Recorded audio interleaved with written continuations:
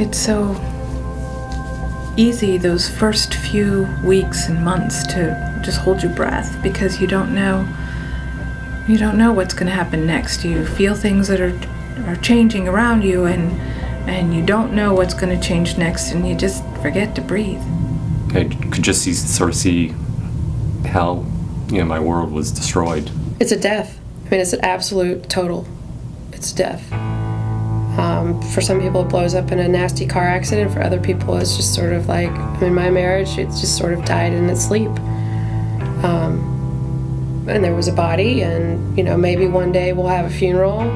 Maybe we won't, but there's no going back. And I can't grieve that I could have changed anything to have changed this outcome. There's nothing that I could have done to undo the ultimate reason. My marriage died, and my marriage was a sham, or whatever you want to call it. That is one part of it. The other part of it is the whole process I went through, the whole thing that happened when my husband came out, has led me to be a whole different person, more the person I was meant to be, and that was a gift.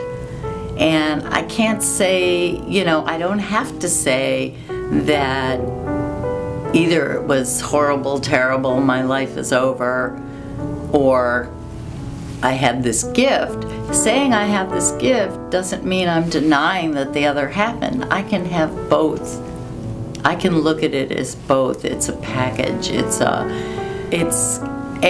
and B, and not just A or B. What I thought was that we would walk out of this together, supporting each other. That didn't happen. And what I realized was I didn't just lose my wife, I lost my best friend. My best friend and I couldn't walk out of this. My best friend and I couldn't support each other. Right after disclosure, I was in shock, of course, and fix-it mode. I'm a fixer, I've realized. So I thought we could still stay married and make things work and be co-parents, and at least until our daughter turned 18. That's one thing I decided when I was very young, was that I did not want to be divorced. That's not what I wanted for my children. I thought I would be married forever. It was actually all the elements of a movie. At first I didn't tell very many people. I felt it was her secret. But then as I started telling people sort of what happened, they didn't know what to say. And I couldn't blame them. I would have no idea what to say to something or someone who had all this stuff happen to them. Although I feel the pain, because I'm sort of empathetic. But they said a lot of really wrong things, but it was just, it's all God's will type stuff. And even, it was, just meant to be, even shit happens. And the words weren't comforting, but the effort was. I realized they were trying to help. I realized that I had spent my entire life, all my energy, all my resources, trying to force something to happen, force something to work, force something into some kind of a proper picture. So when this exploded, I finally could say, there's nothing left but myself and what I can do for myself and how I can help myself. I've lost everything that I tried to build. There's no way that I'm ever going to get anything back from my marriage that will support me, that will nourish me. So how am I going to move forward? There's a lot of crying on both sides, but more on his than mine. I mean, it was a process before I actually, I was in shock, and it hadn't occurred to me, and I had not yet accepted that my life was about to really change a lot. When you feel there's a part of your life or your concept of your life that's threatened, you will deny it. And you know, the saying, denial isn't just a river in Egypt. You know, as much as a person who is honest and open and into reality, when your whole life is turned upside down, you don't want to see it. You want to pretend it doesn't exist. And you can fool yourself. I just felt that my bucket was empty. And I had no purpose. It was around Christmas time. I was actually in another support group for divorced people, and I knew that I needed more detailed support. People that, when you say, "Do you know what I mean?" and they say yes, and you know that they know what you mean. People that understood my situation, and I'd lost most of the people in my life that I thought would understand it. And through the weeks and the months after that, I formed what seems like lifetime lasting friendships of people that supported me during the time in which I couldn't even support myself. These people who were pretty dear to me,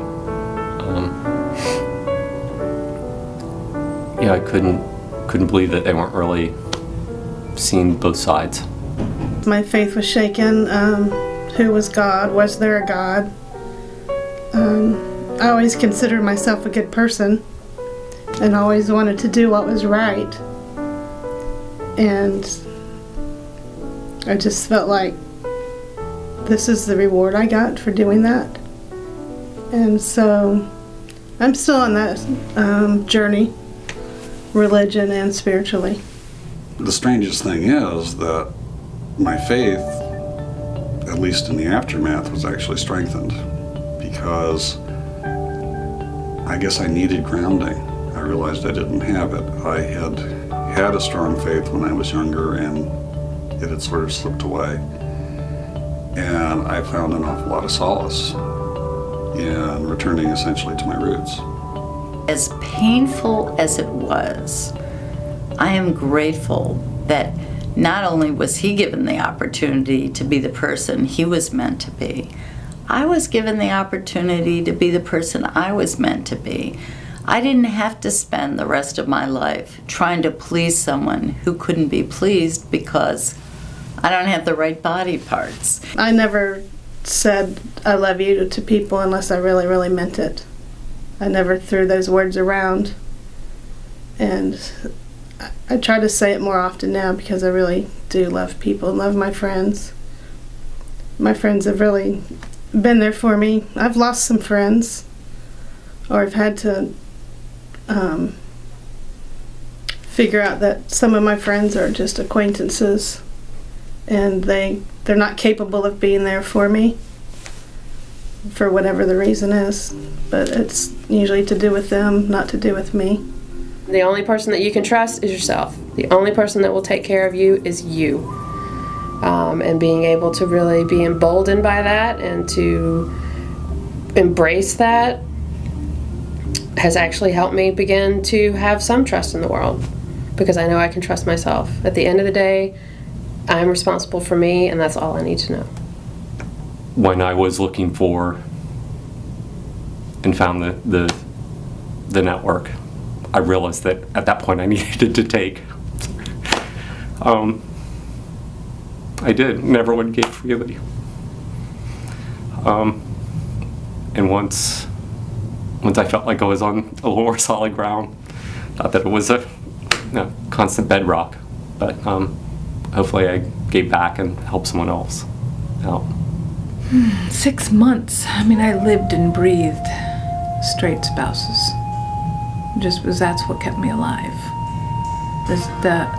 Being able to talk to people and see people that had waded through the river and had come out the other side, and it gave me hope that eventually, even though there were many moments when I felt like I was drowning, gave me hope that eventually I would also emerge on the other side. Everybody in this group wants to help other people.